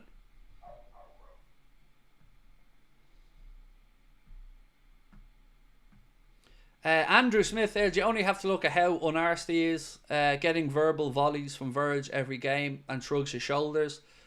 Yeah, and look, I've spoken to many match-going fans as well who said, you know, some of the comments towards him from the stands are, if you're not arsed, leave. I get that point as well. I just want clarity, you know. My gut feeling tells me he'll leave, but that's just a feeling.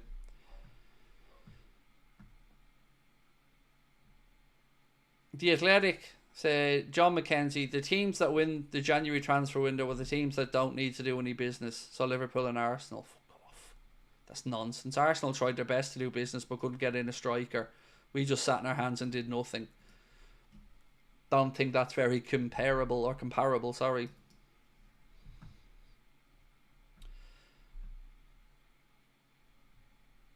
Craig, going back a few minutes, you shouldn't take it to heart not getting club tickets if they're exclusively for members, etc. They weren't. The usual suspects were there. So Redmen TV had time to sit down with Klopp and have an interview, Anfield Rap had time to sit down with Klopp, have an interview.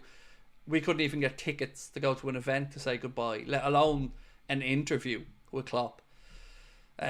We asked for an interview with Virgil van Dijk last season after seeing him on Men with Blazers and loads of others, and we got told no, they're too busy. It's just constant not getting anywhere near what everybody else can get.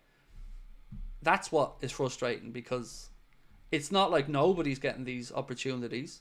It's that the ones who play ball are getting them, and we're getting frozen out to teach us a lesson.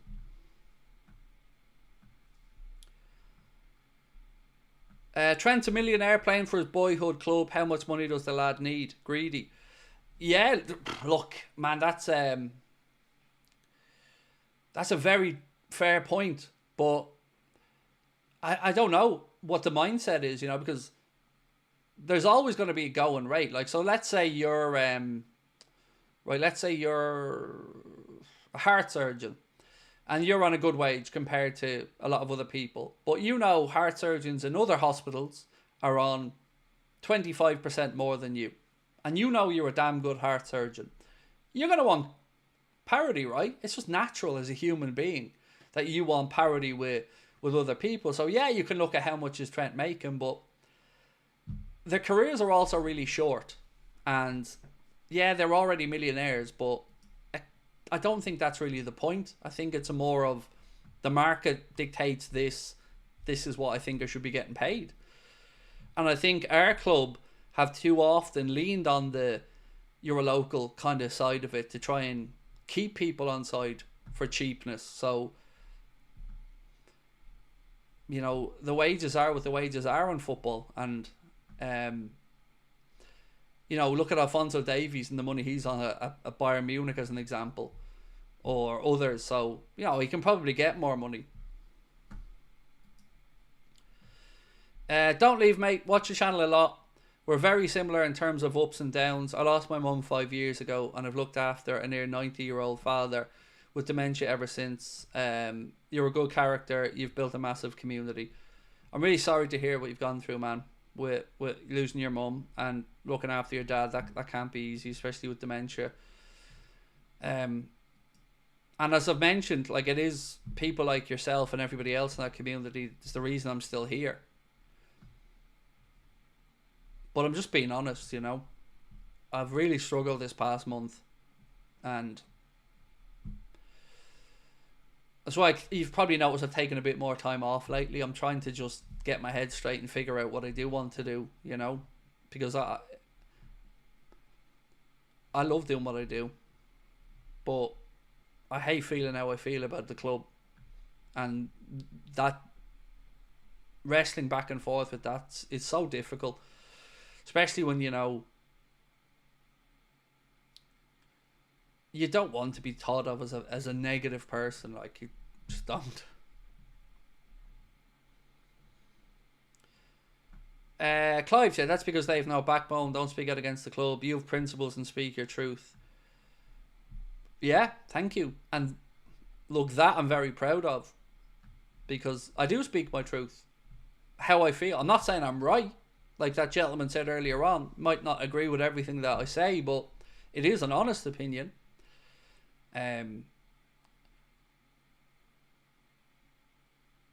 It's mad, like, to try and come to mental terms with being top of the league and not being happy is weird, right? Does anybody else struggle with this over the window? Like, we're top of the league and we are flying, but there's this underlying dark cloud there about the contracts and the future that is taken away from the here and now of, you know, just being present and enjoying the success. It's difficult when you feel that dark cloud looming over you for the future, which is why I've been so outspoken about, I don't understand why they're dragging this contract shit out. It just is holding a fan base back from fully being able to commit to enjoying it now.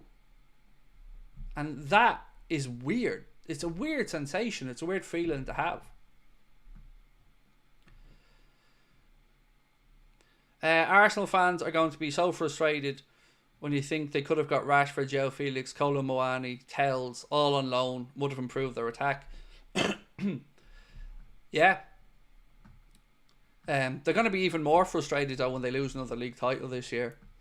And I'm here for that, by the way, because, again, outside of League Gunner, the rest of them can do one. Honestly, I am fucking sick of them trying to undermine everything we've done. COVID titles, PGMOL titles. No, better than Arsenal titles is what they are. And when we win it this season, I am going to enjoy every second of their heads exploding and every second of the bitterness, because they've shown themselves up to be one of, if not the worst fan base in football. It is truly astonishing how delusional they've been this season. And it's not just us talking about it like as Liverpool fans. When you've got journalists calling it out, like Lewis Steele as well, it's crazy. And if you didn't see his post, I'll read it out to you from yesterday. All the Arsenal gloating and stay humble stuff works if you're 10 points clear or something, not if you're 6 behind, haven't played a game more and haven't won a title for 2 decades. And that's from a journalist. And then you see all the stuff about Michael Oliver and the threats he received and all that. It's weird. It's weird. It's like that fan base has become everything that's wrong with modern football fans in one fan base. Just toxic arseholes that aren't in any way rational. And of course, that's a sweeping statement, but it's been a weird year watching them.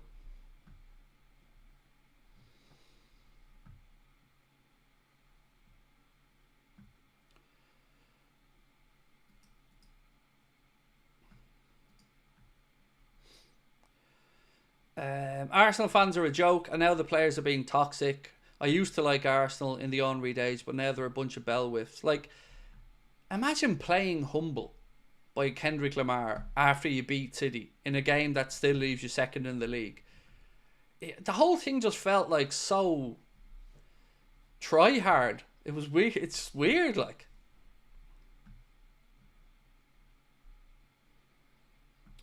Harry said it is a really weird feeling, Craig. Top of the league and these contracts just holding us back. Arsenal paid £72 million for Nicolas Pepe. Yep. Look, that's one thing I think we've done probably better than a lot of other clubs at. There hasn't been too many downright failures in the last 10 years for us for transfers, really. There's some that haven't worked out for various reasons, like Naby Keita. Andy Carroll was a bit of a strange signing as well, though we're going back a bit further there. Darwin, probably one that, hasn't worked out the way everybody would have hoped. But other than that, I think we've done quite well. But is it weird that makes me even more annoyed that we haven't done more business? Because we've shown that when we do the business, it's good business. But it just feels like we're dwelling a little bit too long.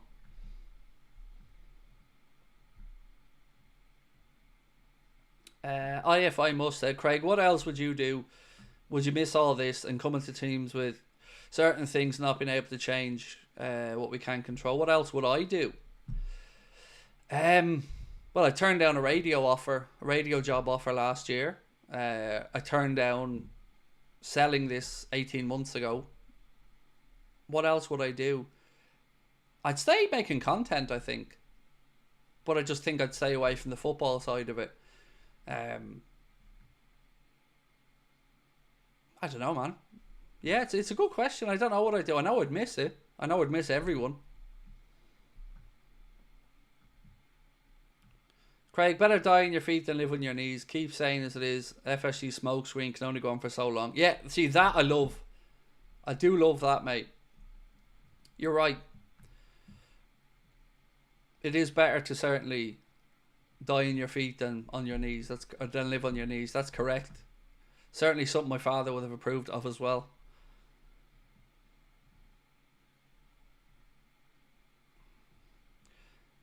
If I had to support a team, not Liverpool, who would it be?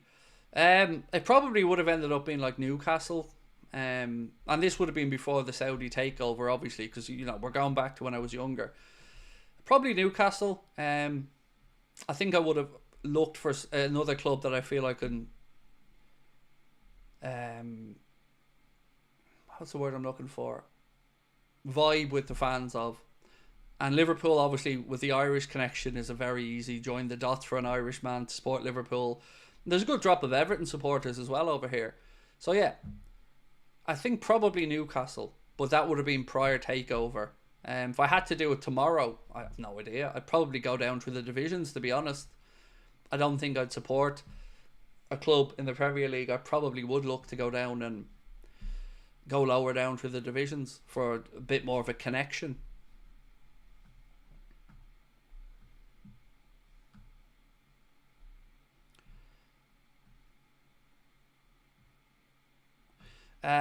Grim Reaper said, it'll forever be funny that Haaland has rattled an entire club and fan base with one statement.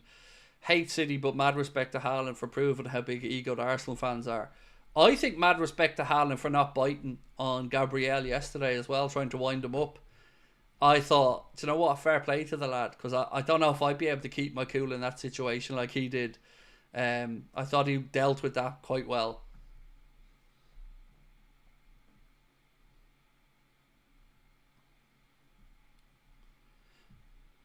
Andrew Smith said, the club will announce the contract renewals for the summer, then it'll be monitoring interest and looking at yada yada. Yeah, let's wait and see what happens in the summer. Definitely a fair point. But look, if the contracts were sorted out in the next month, I'd feel way more comfortable about the summer. I would. I'd feel a lot more comfortable about it, because then even if we got one or two in, I'd still feel like we would be there or thereabouts. I'm so scared of the spine of this team disappearing, because I've mentioned we're unsure about the goalkeeping situation. We don't know what's going to happen there. Mamardashvili's coming in, but we don't know. Don't know what's going on with our captain at the minute, because he's, in contract negotiations with the club, and that's been going on ages. Our goal-scoring superstar, who's having another amazing season, don't know what's going on with his future. And then we've got Trent as well. So that fear, it just feels so unnecessary.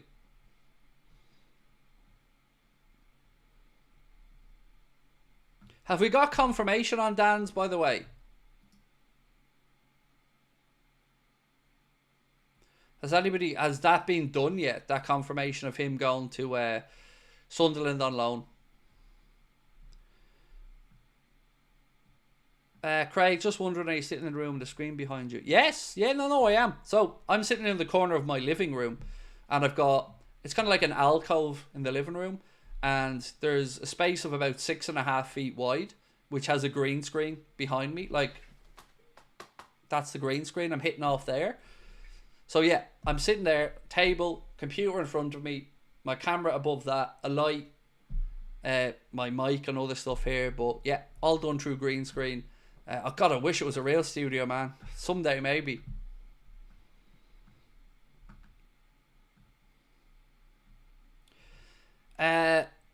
Noe Dear said, do people genuinely believe Isak is a serious target for Liverpool? I don't. For what it's worth, no. I can't see Liverpool paying that money. It's like over 100 million, 100. They wanted 150 this window, but no, I can't see it.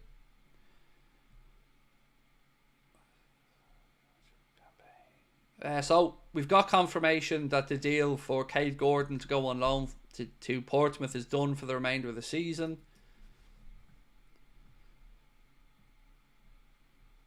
Is Isak a target for the summer with Núñez going? Again, I struggle to see Liverpool spending the money. By the way, what age is Isak? Just out of curiosity, I don't know. I'm guessing 24, 25, but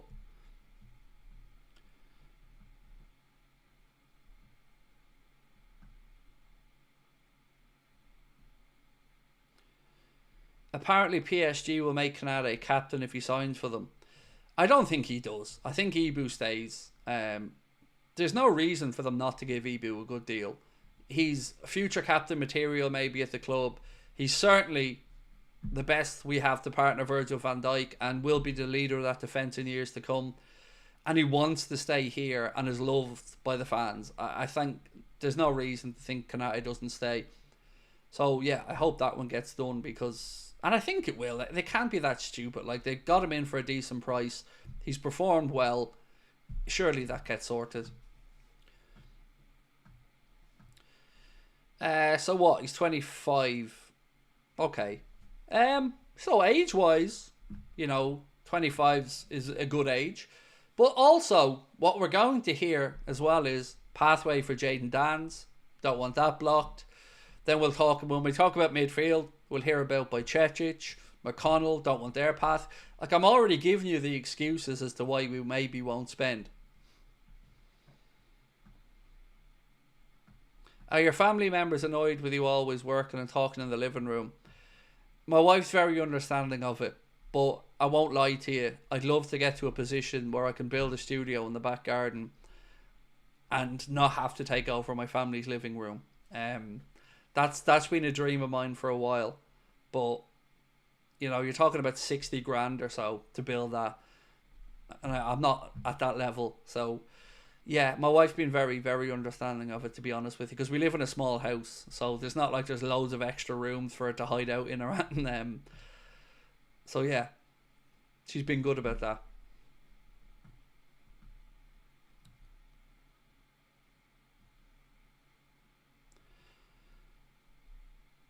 A nice Liverpool stream, man cave. Yeah, that's been the dream. Like, I've priced it up, measured it up, semi-designed it. That would be awesome to someday have an Anfield Agenda studio, because I've got other plans that I'd love to do as well. I'd love to get Garda clearance and then, teach young people how to make content, how to edit a podcast, how to use social media, how to earn money from this. I'd love to do all of that from a studio that I build at some point.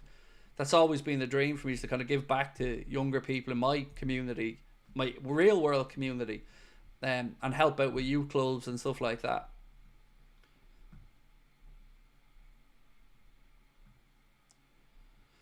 Matthew said, Lee Gunner and you are the real fans, love the real fans, truthful opinions, and no brown nose. And I'm going to meet up with Lee next month when I'm over in Spain. Lee's going to drive up and spend a couple of nights with me and the family, and we're going to have a proper meet up and a few drinks and whatnot. It's been too long. We haven't actually met in real life yet. So yeah, Lee's going to join us in Spain next month, and I can't wait to meet up with him.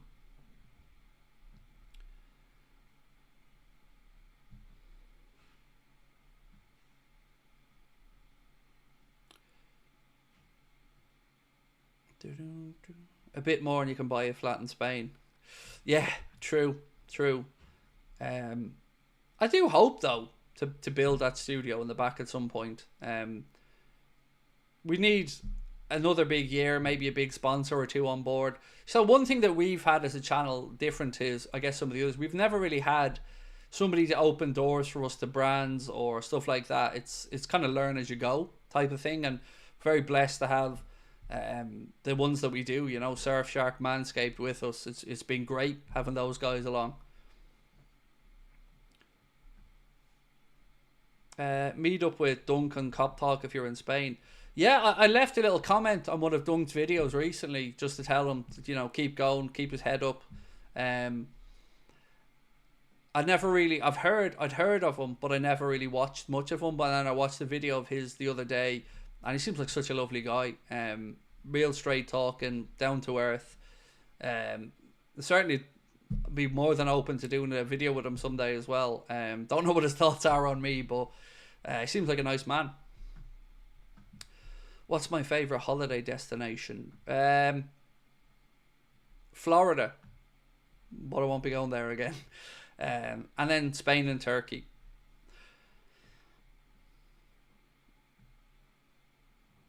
Can we set up a GoFundMe for Craig and his man cave? Can you imagine how rinsed I would get if that happened? God, I'm not even allowed to sell a t-shirt without being told I'm ripping off the club. So God, can you imagine if I tried to start a GoFundMe for the studio, lads? That wouldn't be met well.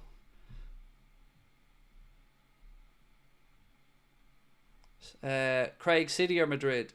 I can't see I can't see Madrid not winning that. Second leg at the Bernabeu, yeah, I think Madrid are knocking City out. But do you know what? It is great that one of them are getting knocked out before even the round of 16. That's definitely a good thing. Oh, you won't believe this, by the way. I walked out to the kitchen earlier on. I swear to God, 4 massive bags of broccoli sitting on the counter. Because my wife was doing her batch cooking for the week. So she was doing her salmon and her chicken and whatnot. 4 big, massive, dirty bags of broccoli sitting there mocking me on the counter. Craig is green screen for life. I'd still have green screen in the studio. That would be... I am green screen for life, 100%. But if we built a studio, it would still be green screen. Just I would have more areas where I could stand up and do a few other bits and pieces.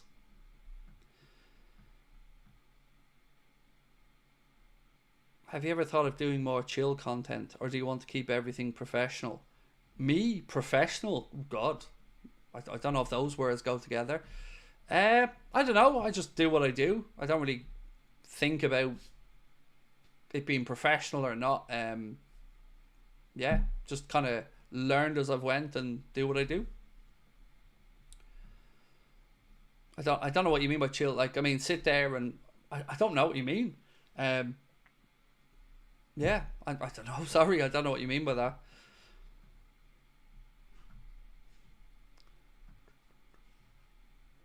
Do you think the Manx have enough to avoid relegation? Yeah, I think they'll be all right. Right, ladies and gentlemen, I'm going to go stand on this broccoli in the kitchen. But tomorrow, we probably have a news video and a preview for the Spurs game coming out. But other than that, there'll be no live stuff tomorrow. And I will see you guys on Wednesday. I know Arsenal are playing, but I'm going to stream as well while they're playing. Won't be a watch-along, but I'll be on here while they're playing so we can keep an eye on the Arsenal and Newcastle semi-final to see who our potential opponents may be for the final. And then, of course, Thursday we'll be back with a watch-along of the game starting from 6:45 p.m. against Spurs, and we'll be here all the way through. Before you head off, if you haven't, please do drop a like on the stream for me, and thank you for everything as always. You guys are amazing. I love you all the bits. Thank you for your support. Thank you to our sponsor Surfshark as well. A reminder, you can click on the QR code or scan the QR code and get that fantastic offer. And we'll talk to you soon. Much love. Bye-bye.